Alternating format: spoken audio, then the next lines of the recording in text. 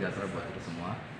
Terima kasih teman-teman media Insan Pers yang memberikan sekitar 2024. Baik, kegiatan hari ini yakni pleno rekapitulasi verifikasi faktual perbaikan.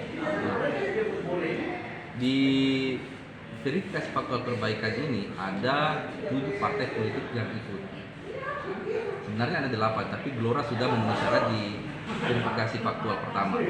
Jadi dia tidak masuk lagi di verifikasi faktual perbaikan.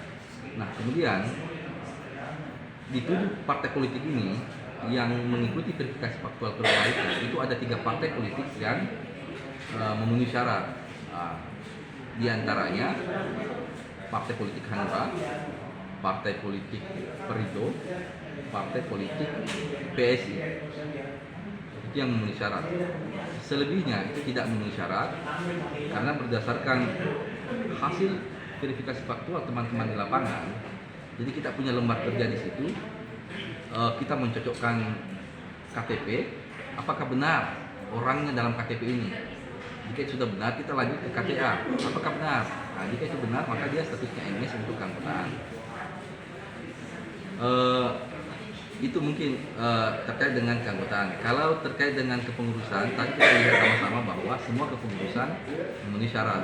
Namun kan dia kumulatif. Jadi untuk menjadi peserta pemilu, yakni dia memenuhi syarat pada kepengurusan dan juga pada keanggotaan. Nah, kami tekankan kembali bahwa yang menetapkan partai politik lolos atau tidak lolos itu adalah KPU RI. Kita di KPU Kabupaten Kota hanya melaksanakan atau perpanjangan tangan dari pekerjaan atau gawe KPU RI.